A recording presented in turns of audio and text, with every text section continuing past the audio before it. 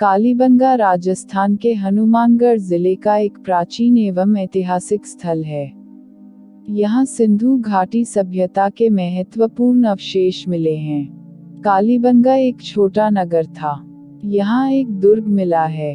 प्राचीन दृशद्वती और सरस्वती नदी घाटी वर्तमान में घग्गर नदी का क्षेत्र में सैंधव सभ्यता से भी प्राचीन कालीबंगा की सभ्यता पल्लवित और पुष्पित हुई।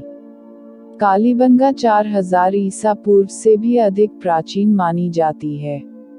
सर्वप्रथम 1952 में अमलानंद घोष ने इसकी खोज की।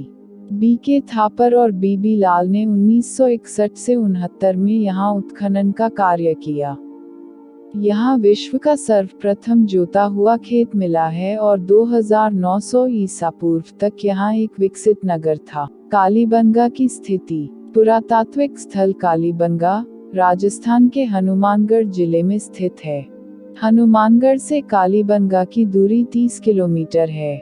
बीकानेर या हनुमानगढ़ से आने वालों के लिए पीलीबंगा से होकर जाना होगा। कालीबंगा पीलीबंगा से मात्र 5 किलोमीटर दूर है। पीलीबंगा एक छोटा सा कस्बा है। पीलीबंगा में बीकानेर तथा हनुमानगढ़ से सीधी रेल सेवा उपलब्ध है। सड़क मार्ग भी है। कालीबंगा का इतिहास। कालीबंगा सिंधु भाषा का शब्द है जो काली प्लस बंगा यानी कि काले रंग की चूड़ियां से बना है।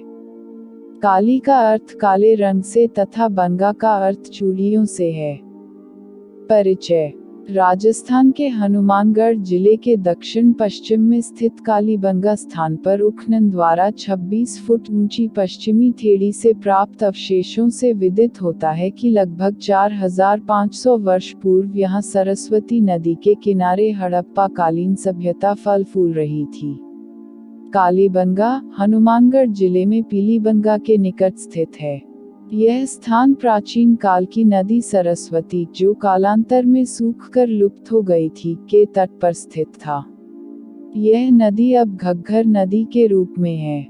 सतलज उत्तरी राजस्थान में समाहित होती थी। सूरतगढ़ के निकट नोहर भादरा क्षेत्र में सरस्वती व दृशद्वती का संगम स्थल था। स्वर्ण सिंधु नदी अपनी विशालता के कारण वर्षा ऋतु में समुद्र जैसा रूप धारण कर लेती थी, जो उसके नामकरण से स्पष्ट है। हमारे देश भारत में सिंधु सभ्यता का मूलतः उद्भव, विकास एवं प्रसार सप्तसिंधु प्रदेश में हुआ तथा सरस्वती उपत्यका का उसमें विशिष्ट योगदान है। सरस्वती उपत्यका घाटी सरस्वती एवं दृशद्वती के मध्य स्थित ब्रह्मवर्त का पवित्र प्रदेश था, जो मनु के अनुसार देवनिर्मित था। धनधान्य से परिपूर्ण इस क्षेत्र में वैदिक ऋचाओं का उद्बोधन भी हुआ। सरस्वती वर्तमान में घग्गर नदियों में उत्तम थी तथा गिरी से समुद्र में प्रवेश करती थी। C.F. ओल्डन ने ऐतिहासिक और भौगोलिक तथ्यों के आधार पर बताया कि घग्गर पाकिस्तान में हकरा नदी के घाट पर ऋवेद में बहने वाली नदी सरस्वती दृशद्वती थी। तब सतलज व यमुना नदियां अपने वर्तमान पाटों में प्रवाहित न होकर घग्गर व हकरा के पाटों में बहती थी। महाभारत काल तक सरस्वती लुप्त हो चुकी थी और 13वीं सदी तक सतलज व्यास में मिल गई थी। पानी की मात्रा कम होने से सरस्वती रेतीले भाग में सूख गई थी। ओल्डन महोदय के अनुसार सतलज और यमुना के बीच कई छोटी बड़ी नदियां निकलती हैं। इनमें चौतंग, मारकंडा, सरस्वती आदि थी। ये नदियां आज भी वर्षा ऋतु में प्रवाहित होती हैं। राजस्थान के निकट ये नदियां निकलकर एक बड़ी नदी घग्गर का रूप ले लेती हैं। आगे चलकर यह नदी पाकिस्तान में हकरा, वाहिद, नारा नामों से जानी जाती है। ये नदियां आज सूखी हुई हैं, किंतु इनका मार्ग राजस्थान से लेकर कराची और पूर्व कच्छ की खाड़ी तक देखा जा सकता है।